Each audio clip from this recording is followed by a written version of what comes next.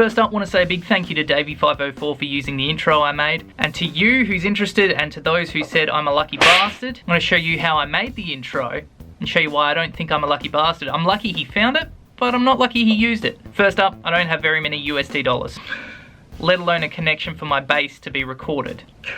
But what I do have, much like everyone, is a phone. This has GarageBand on it, so I just plugged in the MIDI as per Amos Stole Music. Go check out their YouTube page.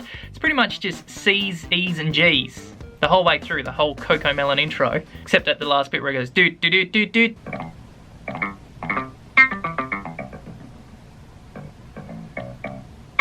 I rendered that out in every version there was, the P bass, the pick bass, the muted bass, the Liverpool bass, and I pulled it all into Pro Tools. Which again, I don't know, I did it at work, don't tell my boss. So that's what we've got sitting here. Then I realized there's that like buzzy sound of the ladybird or whatever. I went, that can just be a pick going along the bass, or a thumbnail, whatever you want. So I saw some of that for the little bits. Grab Davie saying his name. Davie504. Grab Davie saying bass. Grab the slap. Gotta have the slap.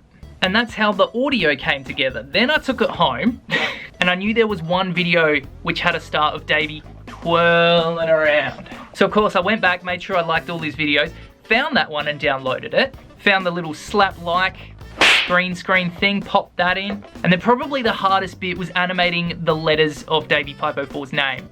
Made that in Photoshop, pulled it into After Effects, animated them each. I think that's what sells this the best, is the little minute animations of them squeezing and turning around and flipping and jumping. Honestly, look at the detail in that.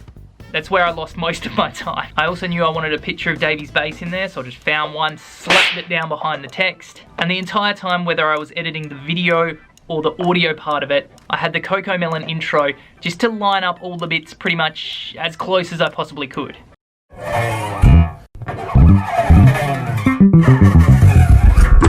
Davie504.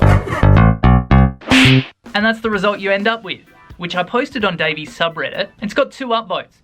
Still, literally, I'm gonna look at it right now. There you go.